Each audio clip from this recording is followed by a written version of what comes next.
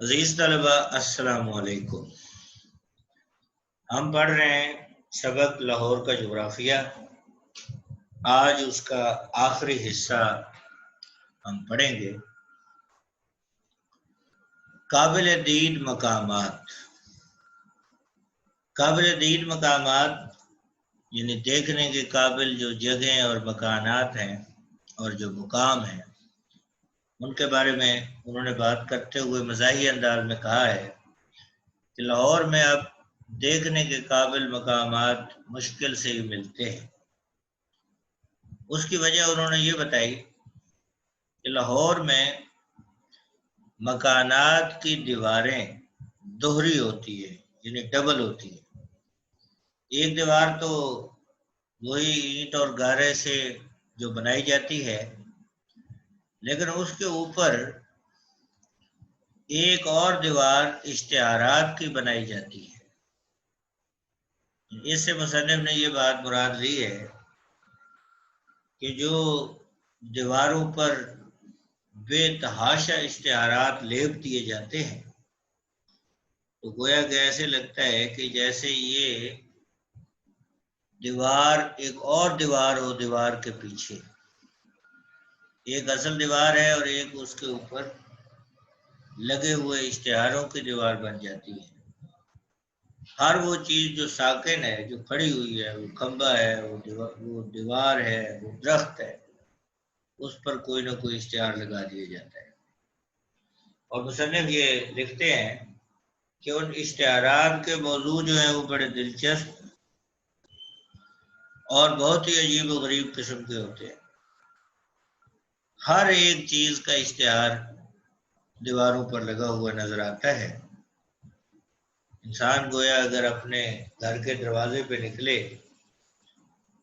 تو گھر کے دروازے کے دائیں بائیں ہی جس چیز کی اسے ضرورت ہوگی اس چیز کا اشتہار اسے چسپاں نظر آئے گا۔ وہ درزی ہاؤس، اسٹوڈنٹ کے لیے نادر موقع، مکھن ملنے کا پتہ، حافظے کی گولیوں کا بیان، کسی جلسے کا اشتہار، گویا ہر قسم کی معلومات اسے دروازے پر ہی میسر آ جاتی ہے۔ لیکن اب وہ یہ بتا رہے ہیں کہ جب سے لاہور میں وال چاکنگ کا زمانہ آیا ہے، یعنی پختہ لکھائی کے ساتھ دیوار کے اوپر جو لکھائی کی جاتی ہے، تو اس سے ایک فائدہ یہ ہوا ہے کہ لوگوں کو گھر ڈھونڈنے میں آسانی ہو گئی ہے۔ اب یہ نہیں ہوتا کہ ایک انسان جب گھر سے نکلا تھا کوئی شخص تو اس کے دروازے کے دائیں بائیں کوئی اور اشتہار تھے، تو واپسی پہ اسے گھر ڈھونڈنے میں اس لیے مسئلہ ہوتا تھا کہ اب تو اشتہار ہی بدل چکے ہوتے تھے۔ لیکن یہ ایک ایسی لکھائی ہے جو پروگرام ہو جاتے ہیں، فنکشن گزر جاتے ہیں، کئی سال گزر جاتے ہیں، مگر یہ لکھائی مٹتی نہیں ہے۔ تو مصنف مزاحی انداز میں کہتے ہیں کہ بعض لوگوں نے لوگوں کے ایڈریس پہ انہی لکھائیوں کے اوپر رکھے ہوتے ہیں۔ مثال کے طور پر جہاں پر وہ کہتے ہیں محمد علی دندان ساز لکھا ہے وہ اخبار انقلاب کا دفتر ہے، اسی طرح خالص گھی کی مٹھائی امتیاز علی تاج کا مکان ہے۔ اب لوگوں کا یہ مسئلہ ختم ہو گیا ہے کہ گھر ڈھونڈنے میں دقت پیدا ہو گئی۔ اس کے بعد انہوں نے صنعت و حرفت کے حوالے سے بات کی ہے۔ تو مصنف نے کہا ہے کہ لاہور کی صنعت و حرفت سب سے پہلے نمبر پر رسالہ سازی ہے۔ کثرت کے ساتھ لاہور سے رسالے شائع ہوتے ہیں اور آنے والا ہر نمبر عموماً خاص نمبر ہی ہوتا ہے۔ اور اس کے بعد دوسرے نمبر پر انجمن سازی ہے۔ جس طرح لاہور سے کثرت کے ساتھ رسالے نکلتے ہیں، اس طرح لاہور کے ہر مربع انچ پر ایک انجمن بھی موجود ہے۔ مصنف لکھتے ہیں کہ البتہ ان کے پریزیڈنٹ تھوڑے ہیں۔ شہر میں چند شخصیات ہیں جو بیک وقت بہت سی انجمنوں کے صدر ہیں، اور انہوں نے اگر کسی انجمن کے کسی جلسے میں تقریر کرنا ہوتی ہے تو انہوں نے تقریباً ایک ایسی تقریر یاد کر رکھی ہے جو ہر انجمن کے جلسے میں چل جاتی ہے، چاہے کرکٹ کا میچ ہو رہا ہو یا کوئی مذہبی پروگرام۔ انہوں نے ایک ایسی تقریر تیار کی ہوتی ہے وہ ہر قسم کے سامعین کے لیے کافی ہو جاتی ہے۔ اس کے بعد مصنف نے لاہور کی پیداوار کا ذکر کرتے ہوئے مزاحیہ طور پر کہا ہے کہ لاہور کی سب سے بڑی پیداوار یہاں کے طلباء ہیں، جو ہر سال لاکھوں کی اور ہزاروں کی تعداد میں دنیا میں بھیجے جاتے ہیں۔ اسٹوڈنٹ سب سے بڑی پیداوار ہے۔ اور آگے مصنف نے نہایت ہی مزاحیہ انداز میں طلباء کی قسمیں بیان کی ہیں، اور ان میں سب سے پہلے جمالی طلباء پہلی قسم کو بیان کیا ہے۔ جمالی خوبصورتی سے ہے۔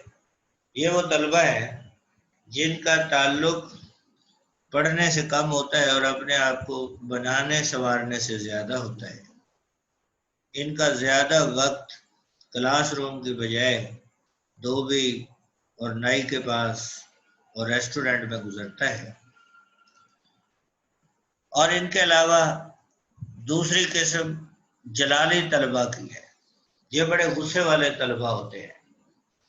ان کا کام ہمیشہ لڑائی جھگڑے سے ہوتا ہے، چونکہ یہ اپنے آپ کو جلال الدین اکبر بادشاہ کا وارث سمجھتے ہیں، تو لہذا ہر آئے دن کسی نہ کسی جھگڑے میں ملوث رہتے ہیں۔ ان کا بھی پڑھائی سے کوئی تعلق نہیں ہوتا۔ تیسری قسم انہوں نے خیالی طلباء کی بتائی ہے۔ یہ خیالات، فکری اور نظریاتی بحثیں کرتے ہوئے دکھائی دیتے ہیں۔ یہ کسی جگہ پر جمہوریت پر لیکچر دیتے ہوئے نظر آئیں گے، کسی جگہ پر لوگوں کو اخلاقیات کا درس دیتے ہوئے نظر آئیں گے۔ ان کا تعلق بھی کتاب اور کلاس کے ساتھ بہت کم ہوتا ہے۔ چوتھی قسم انہوں نے خالی طلباء کی بتائی ہے، اور یہ وہ طلباء ہیں جو ہر قسم کی علائش سے پاک ہوتے ہیں۔ ان کا دماغ جیسے ادارے میں داخل ہونے سے پہلے علم سے خالی تھا، آخری وقت تک خالی رہتا ہے۔ کتابوں کے پاس رہتے ہوئے، کلاسوں میں رہتے ہوئے بھی یہ علم کے نزدیک نہیں جاتے۔ اور عزیز طلباء، ہمارے ہاں زیادہ تر اسی قسم کے طلباء موجود ہوتے ہیں، جیسے آئے تھے ویسے ہی چلے جاتے ہیں، اپنے دامن کو کسی قسم کے علم کی علائش سے آلودہ نہیں ہونے دیتے۔ اور مصنف نے آخر میں طبی حالات لکھے ہیں، اور ایک مختصر جملہ لکھا ہے کہ لاہور کے لوگ بہت خوش طبع ہیں، ان کی طبیعت اور مزاج نہایت ہی اچھے ہیں، اس لیے ان کو زندہ دلان لاہور کہا جاتا ہے۔ عزیز طلباء، آج ہمارا لیکچر یہاں پر اختتام پذیر ہوتا ہے۔ انشاءاللہ نیکسٹ لیکچر میں دوبارہ ملاقات ہوگی۔ اللہ حافظ۔ السلام علیکم ورحمۃ اللہ۔